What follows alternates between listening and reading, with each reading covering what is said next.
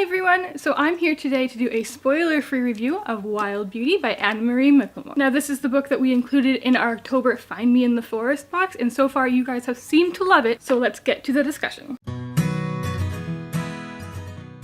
So in this book, we follow generations of the Nomilvitas family, which grew up on this magical garden called La Pradera. Now La Pradera is this mysterious place in which the women in this family grow flowers with their hands. So each new generation of the Nomilvitas family consists of 5 cousins who grow up like sisters in this mysterious place. Now the curse on this family is that if they love a man too deeply, this man will disappear, never to be seen again. And then one day this family discovers the arrival of this strange boy named Fel in the garden, and he has no memory of who he is or where he came from. So that pretty much is the setup of this book. I don't want to get too much farther into the synopsis, as I think reading this novel, the way it unveils itself is just so stunning, and reading it without knowing too many details is the way to go. So at the beginning of this book, we meet the 5 cousins in this story who are all in love with a girl who lives on the estate named Bay. All of the cousins seem to love her in a different way, and they feel like loving her is almost safe because she is not a man, and therefore they hope that she will not disappear. They believe their love is safe until the day she vanishes from La Pradera,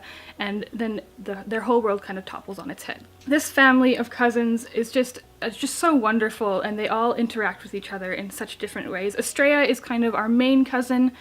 We follow her point of view the most, and you definitely begin to consider these 5 cousins as sisters. I know towards the end of this book I almost forgot that they actually weren't sisters at all. Each cousin is a different age, and each cousin kind of has a different attitude towards life and their lives in La Pradera. My favorite character in this book was definitely the boy Fel.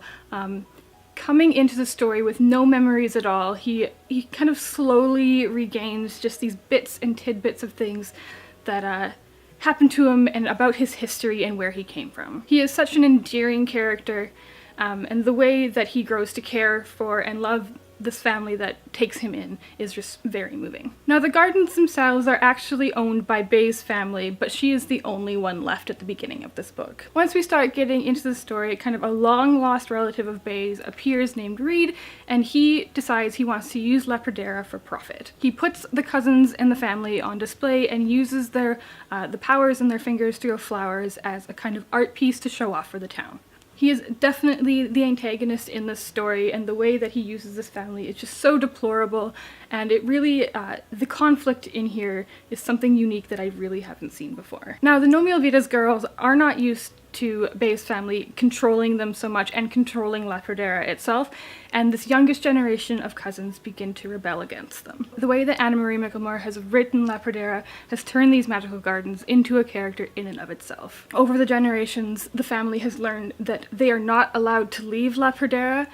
They're not allowed to leave permanently, and if they try, the gardens will kill them. The way that the mystery of these gardens unfolds is so fascinating and beautifully done, and I just loved reading about the gardens themselves. Now this is one of the most stunning magical realism novels that I have ever read. Anna-Marie McLemore's writing is just so luxurious and full of amazing descriptors, and having the setting of this garden was absolutely perfect for her writing style. This book is just full of quotable passages that I wanted to read over and over again, and memorable moments, and just so many awesome things she did with her writing in here. It's not a fast-paced book, but it does suck you right into the world. As a wonderful example, there is very little sexual content in this book, the most being a little bit of making out, but those scenes feel so intimate and raw and feel definitely more personal than most of the YA sexual content I have ever read in my life. Now obviously I loved this book. I think it's probably one of the favorite OwlCrate books we've ever included,